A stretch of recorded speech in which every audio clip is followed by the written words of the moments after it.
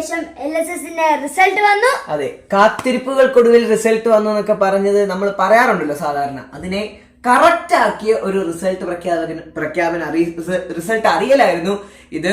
ഒരുപാട് നേരം വെബ്സൈറ്റിൽ തപ്പുന്നു, കമ്പ്യൂട്ടറിൽ ഓൺ ആക്കുന്നു,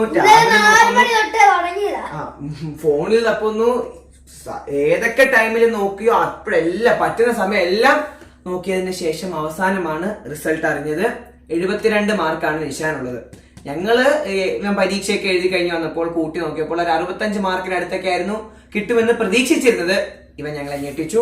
72 മാർക്ക് വാങ്ങിയതുകൊണ്ട്, ഞങ്ങൾ പ്രതീക്ഷിച്ചതിൽ നിന്നും കൂടുതൽ മാർക്ക് വാങ്ങിയതുകൊണ്ട് ഞങ്ങളുടെ വക ഒരു ഗിഫ്റ്റ് നിശാന് കിട്ടി. അതാണ് അവന്റെ കയ്യിൽ കിടക്കുന്ന വാച്ച്.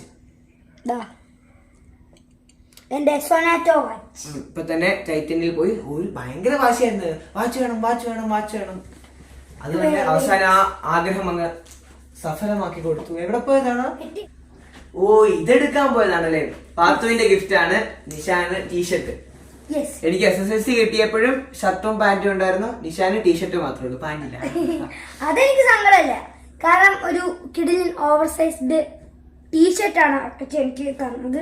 അക്കച്ചി അല്ല, പാത്തു. എന്തായാലും SSLCയും കഴിഞ്ഞു, LSSും കഴിഞ്ഞു. രണ്ടിലും നല്ല മാർക്ക് വാങ്ങി ജയിക്കാനും പറ്റി.